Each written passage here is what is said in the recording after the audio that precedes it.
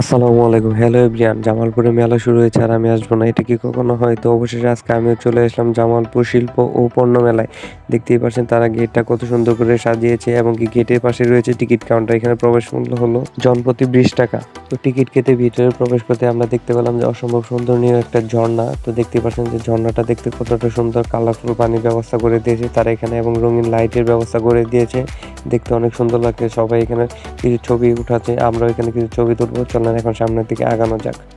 হাতের বাম পাশে রয়েছে একটা ছাতা। ছাতাটাতে দেখতে পাচ্ছেন আপনাদের এক এক সময় এক এক রকমের লাইট জ্বলছে, তো দেখতে অসম্ভব সুন্দর লাগছে। মেলায় রয়েছে অনেকগুলো স্টলগুলো ঘুরে দেখার জন্য যে রাস্তাটা রয়েছে, রাস্তাটা দেখতে পাচ্ছেন কত সুন্দর করে তারা সাজিয়েছে। যেহেতু একটা মেলা ঘুরতে আসছে তাই অনেক কষ্ট একটা ভিডিও বানিয়েছি। তো আশেপাশে আমি দেখছি মেলাটা ঘুরে দেখতে কেমন লাগে। সামনে এগোতে হঠাৎ করে দেখতে পেলাম ময়ূরপঙ্খী নৌকা। সবাই দেখছেন এখানে কতটা মজা করে দুল খাচ্ছে। পাশে রয়েছে নাগরদোলায় সবাই এখানে উঠতে পারে, ছোট বড় সবাই। তো নাগরদোলা দেখতে পাচ্ছেন কতটা কালারিং ফুল ভাবে তারা সাজিয়েছে মানুষকে আকর্ষণ করার জন্য। তো তারপরে আমরা দেখতে পেলাম যে কিছু জুয়েলারি শপ। এখানে মেয়েদের জন্য রয়েছে নানান ধরনের চুড়ি, কসমেটিক্স, তারপরে বেন, কাঁকড়া, অনেক কিছু রয়েছে। তো এই স্টলগুলো হলো মূলত মেয়েদের জন্য, তাই আমি ভিতরে প্রবেশ করিনি। তো এখন আমরা মেলার মাঝখান থেকে মেলার টাওয়ারটাকে দেখতে পাচ্ছেন যে কতটা উঁচু এবং কতটা লাইটিং ফুল কালার টাওয়ার করে রেখেছে তারা। মেলার মাঝখান থেকে মেলার চারপাশটা দেখতে অসম্ভব সুন্দর লাগছে। দেখতে পাচ্ছেন যে কত কিছু রয়েছে এখানে মেলায়।